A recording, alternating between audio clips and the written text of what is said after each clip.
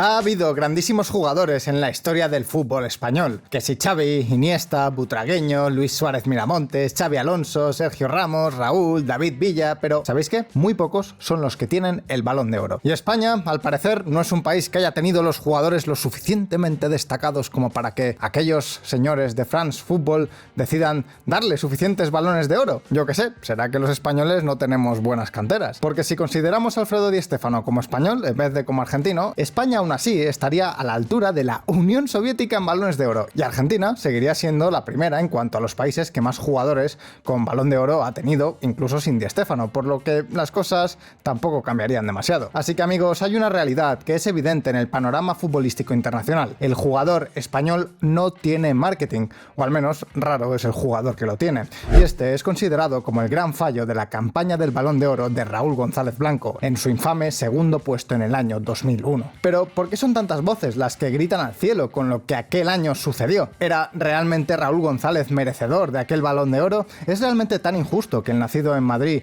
se retirara sin este trofeo en su palmarés? Pues quédate en este vídeo porque si quieres averiguar la respuesta, hoy te la contamos.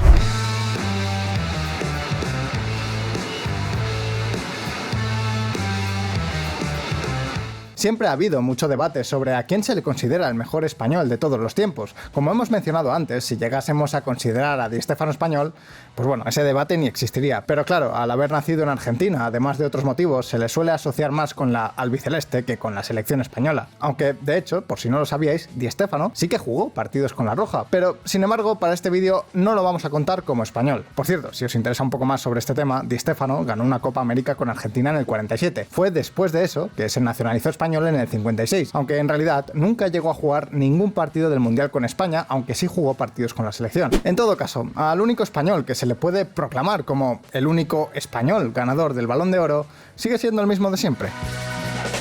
Luis Suárez, el arquitecto del fútbol que reinó en Italia y ganó el Balón de Oro para España. Esto le da un aura y un prestigio a su carrera que cualquier español desearía, porque un Balón de Oro hubiera elevado y mucho el prestigio de nuestro protagonista de hoy, de Raúl González Blanco, sobre todo a nivel internacional.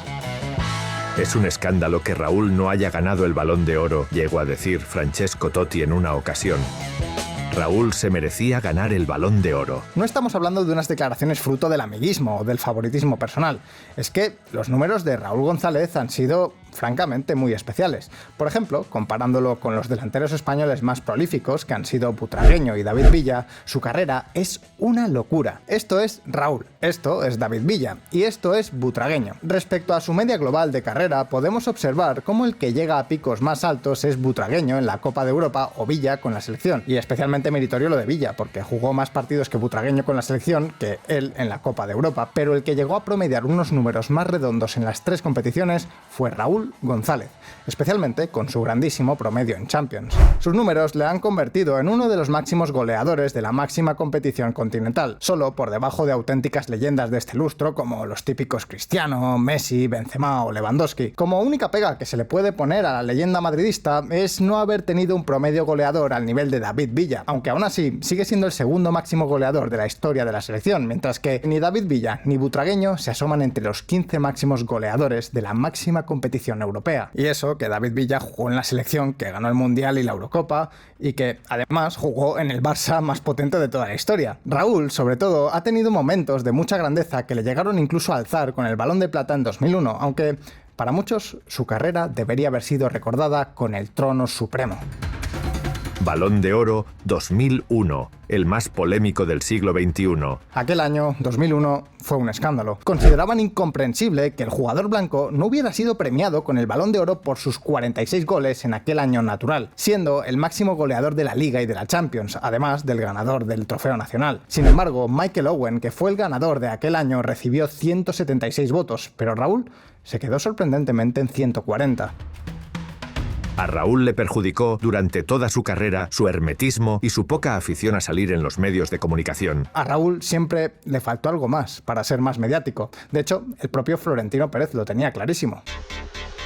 Pero nada, si no tenía nada. Si es que Raúl no vende nada macho, no es un producto mediático. Es cierto que Raúl no era el más vistoso, no era un prodigio regateando, ni tampoco asociándose, algo que se aprecia claramente chequeando sus únicos registros de estadística avanzada públicos en competiciones internacionales. Comparado, por ejemplo, en la que fue probablemente su mejor versión con la selección contra otro de los grandes en su mejor momento también, David Villa en el Mundial de 2010, vemos que el Guaje, por ejemplo, se sabía asociar mejor y que era capaz de superar a sus adversarios con mayor continuidad y porcentaje de efectividad. Pero volviendo al año en el que nos encontramos, 2001, sí fue él el más certero anotando, y aquel año, pues, era el claro favorito. No obstante, el inglés Michael Owen, pese a que ganase 5 títulos, la Supercopa de Europa, la FA Cup, la Copa de la Liga, la Community Shield y la UEFA contra el Alavés, y anotase 16 dianas en la Premier, lo cierto es que no llegó ni a jugar la Champions aquella temporada. Es principalmente por este motivo que es tan escandaloso que el trofeo no acabase en manos de Raúl. Además de que, sí, vale, en Inglaterra Michael Owen podría ganar muchos títulos,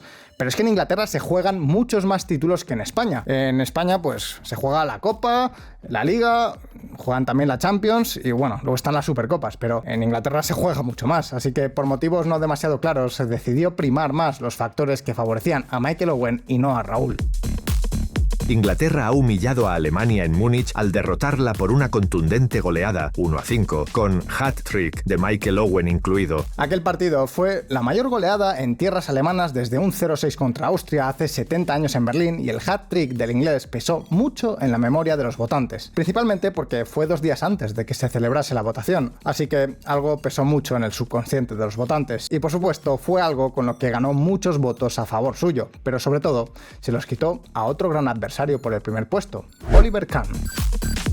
Oliver Kahn se convierte en el primer portero de la historia en conseguir el Balón de Oro. Pero no, ese galardón no era del que estamos hablando, no era el de France Football, ni era el año en el que lo ganó el inglés, 2001. Quizá puede que incluso les pesase en la votación que el guardameta alemán no lo ganase aquel año, y quisieran compensarle con un premio que probablemente merecía por su grandeza pese a haber quedado subcampeón. Porque volviendo a la candidatura de Michael Owen, él era el segundo ganador más joven de la historia del Balón de Oro, más aún que el propio Leo Messi, pero su elección como ganador no tuvo demasiado sentido viendo los criterios habituales de otros años. Por ejemplo, estos son los registros que completaron tanto Owen como Raúl, tanto en Champions como en Liga Nacional. Estas son las dos competiciones que más valor tienen históricamente en año impar del Balón de Oro, año en el que no se valoran ni Eurocopa, ni Copa América, ni Mundial. En verde, los que fue superior uno, y en rojo, los que fue inferior el otro. Creo que está bastante claro, ¿no? Incluso metiendo en la ecuación al guardameta alemán, a Oliver Kahn, se aprecia que incluso este podría ser más merecedor del Balón de Oro que Michael Owen. Sin embargo, ya sabemos cómo funciona el fútbol. Son los goles los que hacen vibrar a los espectadores, y no los que lo evitan. Y dado que solo en una ocasión había ganado el galardón un portero, Lev Yashin, su candidatura era aún más complicada que la de Raúl, más aún con el reciente hat-trick del inglés. Pero insistimos, si únicamente siguiéramos los criterios que se han seguido siempre, de darle la mayoría de importancia a la Champions y a la Liga, su campaña era merecedora del trofeo. Y es que esta importancia de la Champions y la Liga